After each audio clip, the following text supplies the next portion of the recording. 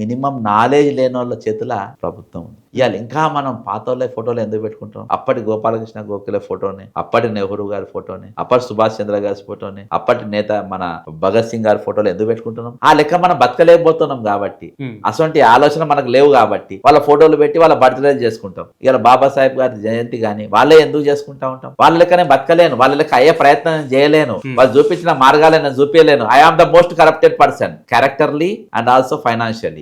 నేను మీ లెక్కనే బతకలేను, నాకు అన్ని దొంగ ఐడియాలు ఉన్నాయి కాబట్టి మిమ్మల్ని చూసుకొని ఒక రోజు మీకు దండం పెడతాం. మీరు చేయబట్టి ఈ రోజు నేను మంచిగా దోపిడీ చేసుకున్నా కాబట్టి ఆయన దండం పెడుతున్నాం అంతే. ఇలా బాబాసాహెబ్ గారు అంబేద్కర్ గారి ఫోటోకి ఎందుకు దండం పెడుతున్నాం? ఎందుకు ఈ రోజు మనం సెలబ్రేట్ చేసుకున్నాం? ఆయన మీద ప్రేమతో కాదు, నువ్వు ఇచ్చిన ఫలాలను మేము ఎంజాయ్ చేస్తున్నాము, మేము మంచిగా దీన్ని రాజ్యాంగాన్ని మొత్తం ఉల్లంఘిస్తున్నాము, మేము దీన్ని సర్వనాశనం చేస్తున్నాము, నువ్వు అందరికి రైట్స్ ఇచ్చినావు, ఆ రైట్స్ లేకుండా మేము చేస్తున్నాము, నీ లెక్క మేము బతకలేము కాబట్టి ఇటువంటి మన మహానుభాని నువ్వు ఒక్కనే ఉన్నావు, నీ తర్వాత నీ అసొంటి ఎవరు పుట్టలే మేము ఉండబోం కాబట్టి దండం పెడతాం. ఎవరెవరైతే వాళ్ళ ఆశయాలు ఫుల్ఫిల్ చేయలేదో, ఎవరైతే ఫోటోలు పెట్టుకుంటారో వాళ్ళ ఆశయాన్ని ఫుల్ఫిల్ చేయని వాళ్ళంతా వాళ్ళ దండం పెడతారు. ఎందుకు దండం? నీ లెక్క నేను చేయలేను.